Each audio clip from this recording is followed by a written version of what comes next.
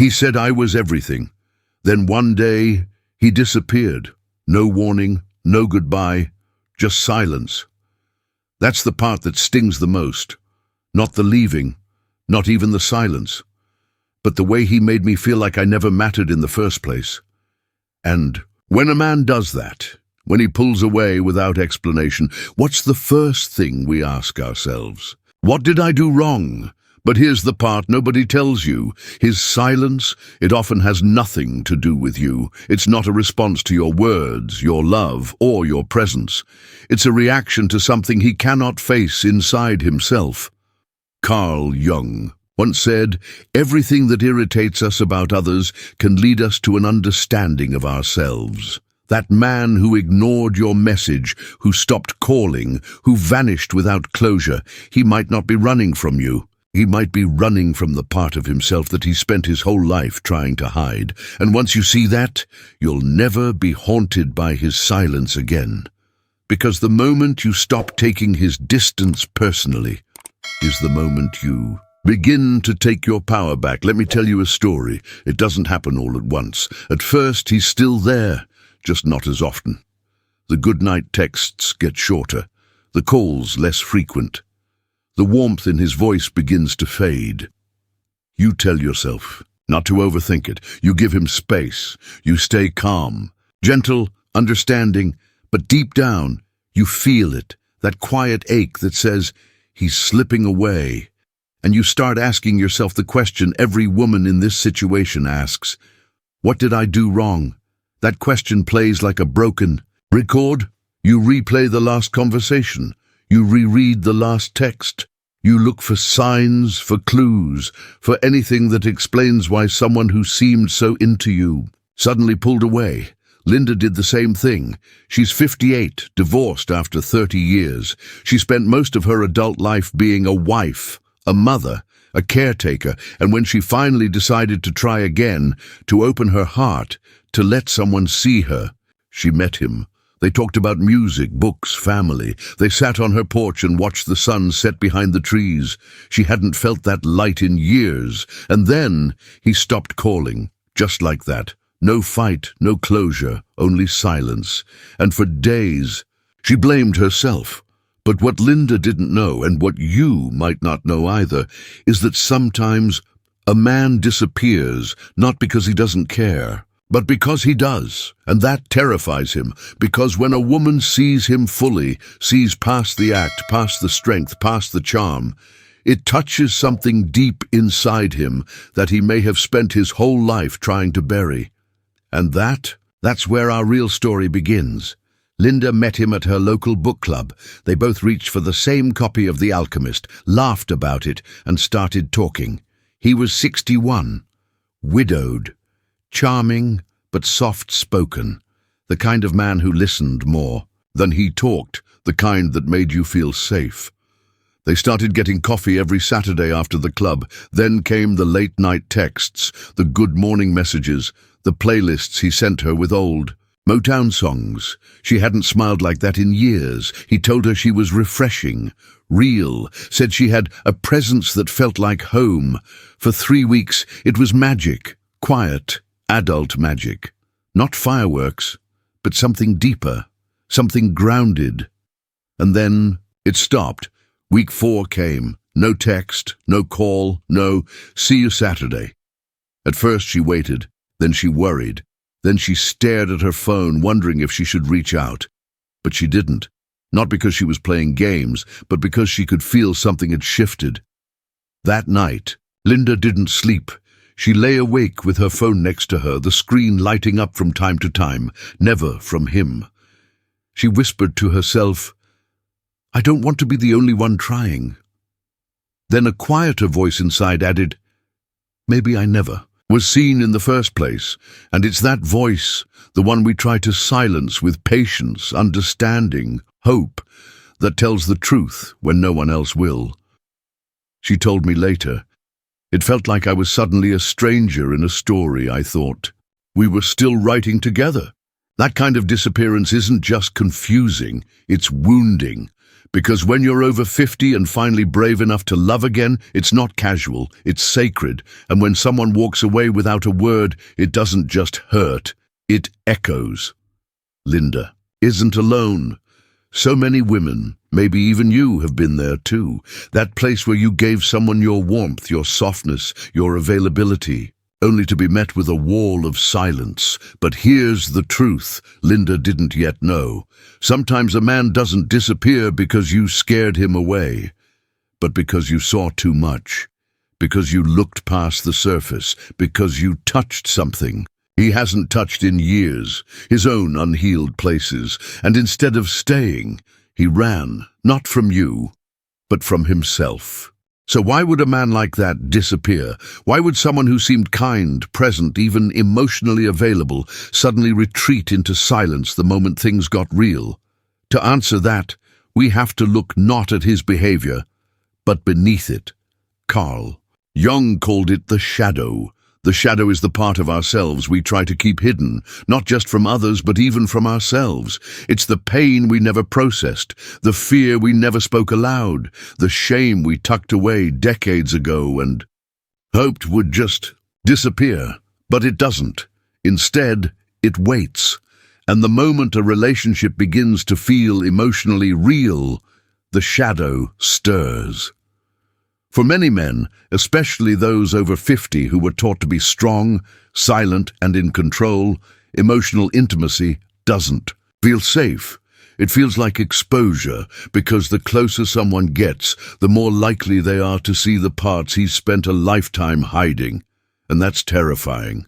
So what does he do? He pulls away. He goes quiet. He disappears. Not because you did something wrong, but because your presence touched something right, something unhealed. Jung said it best: until you make the unconscious conscious, it will direct your life, and you will call it fate. That's exactly what's happening here. He isn't choosing silence on purpose. He's reacting from a place of old, unconscious fear. Fear of being seen, fear of being needed, fear of not being enough. And that's where another Jungian concept comes in: projection. Projection is what happens when we see in others what we can't face in ourselves. So if he feels emotionally inadequate, he might start seeing you as too much, too demanding, too deep, too overwhelming, when in truth, you were simply present. But presence can feel dangerous to someone who hasn't been emotionally present with himself. It's like this: a man running from connection is like a soldier running from his own shadow.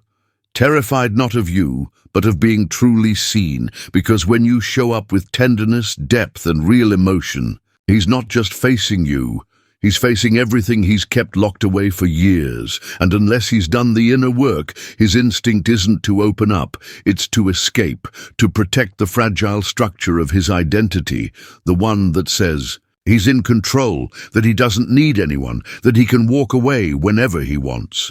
But here's the paradox. The very thing he fears being exposed, his vulnerability, is often the thing that makes him truly lovable. Yet instead of facing it, he runs, and in doing so, he reveals far more than he hides. I remember a man I once loved deeply, thoughtful, intelligent, present, until I got too close.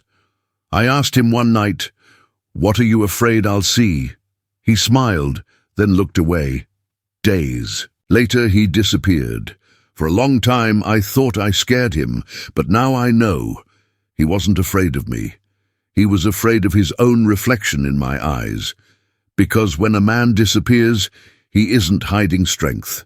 He's revealing a weakness, not the kind that makes him a bad person, but the kind that shows he's still at war with himself. And now that you understand that, you'll start to notice the pattern. Because this behavior doesn't just happen once, it's rooted in something deeper. And that brings us to the next part of this journey, the 5 hidden weaknesses most men carry, the ones that quietly drive their decisions, their silence, and their sudden exits. Once you see them, you'll never look at emotional distance the same way again. For many men, especially those who've been admired without effort, a woman's presence starts to feel guaranteed. They begin to rely on it, like background music. Familiar, comfortable, always playing, and when he pulls away, he's not expecting silence in return. He expects a reaction, a message, a chase, because deep down he believes she won't go anywhere. She never does. That's his first mistake. Linda once told me, I didn't leave to make a point. I left because there was nothing left to stay for. But he only realized what she meant after she was gone. Carl Jung said, people will do anything, no matter how absurd, to avoid facing their own soul. Sometimes it takes your silence, real silence, to make him finally confront what he lost. There's a quiet superiority some men carry, not arrogance exactly, but a subtle belief that no one could ever quite match what they bring.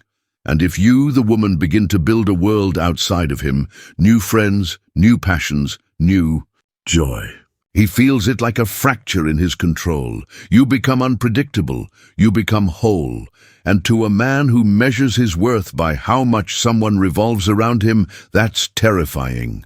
Jung wrote, what you resist not only persists, but will grow in size. So the more he resists your independence, the more he fears your evolution.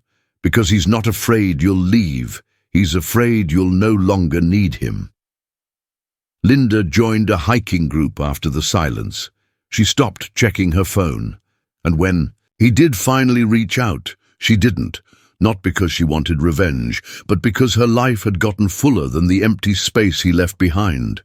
Some men don't just enjoy being admired. They need it. It's how they breathe, how they remember who they are. When a woman looks at him with spark in her eyes, he feels powerful, desired, relevant. But what happens when you stop giving that spark away for free? When you stop reacting to his posts, stop complimenting his every move, stop needing him to shine, he feels invisible. Jung taught that the human psyche craves balance. The brighter the light, the darker the shadow. So when the praise disappears, his internal shadow gets louder. Am I still enough? He may not say it. He may not even know how to name it, but he feels it. And suddenly your lack of attention becomes the loudest sound in his world. For years he might have navigated life with surface-level charm, conversations that don't cut too deep, relationships that don't require real presence. Then you arrive, you ask questions no one else dares ask, you sit in silence and still make him feel seen. You reflect things he hasn't looked at in decades. And that kind of intimacy, it doesn't feel romantic to him. It feels threatening, because if you see too much, you might also see the cracks.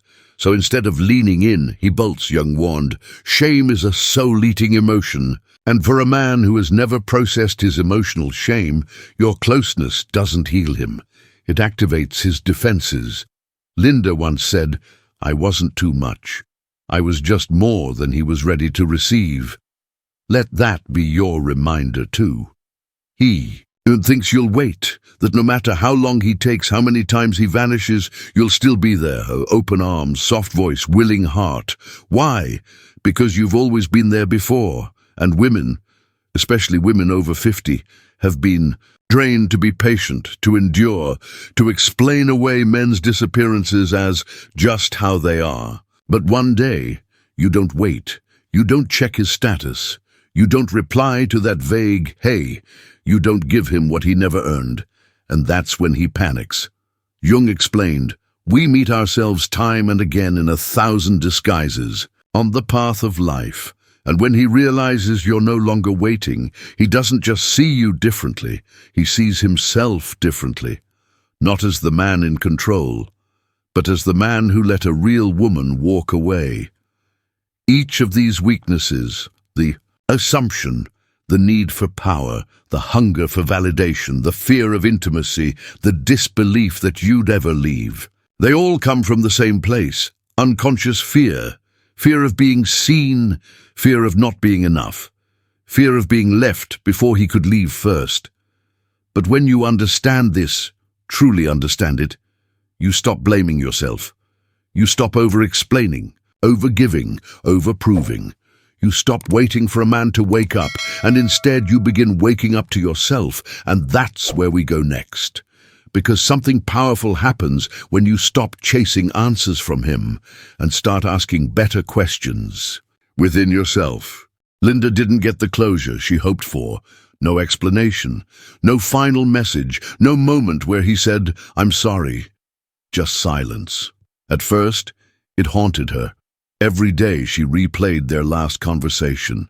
Every night she drafted texts she never sent. Until one evening, after yet another sleepless night, she opened her journal and wrote a single sentence. "Maybe the closure I was waiting for was me choosing peace." That night, she did something she hadn't done in years. She sat by the window, clutching an old photo of herself, not with him, but a photo taken before she ever met him, hair undone, laughing, eyes full of light, and, "For the first time in weeks," she cried, not because she missed him, but because she finally remembered the woman she used to be, before she started shrinking to be chosen.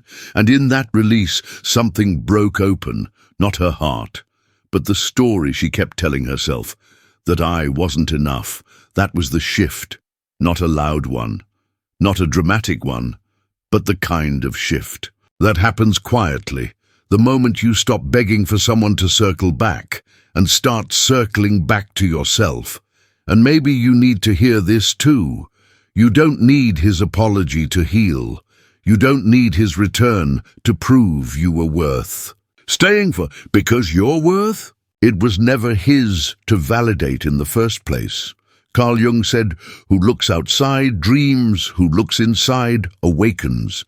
And the awakening doesn't come from waiting for him to see you. It comes from you finally seeing yourself, not through his silence, not through his approval, but through your own reflection. The truth is, you were never just the one who got left. You were also the one who had the power to choose, to stop waiting, to stop hurting, to stop defining yourself through the absence of someone who was never truly present. Linda didn't erase the past. She didn't pretend it didn't hurt, but she also didn't let it define her anymore. She started going on solo walks. She reconnected with her sister. She read poetry aloud to herself over morning tea. And slowly, the ache dulled.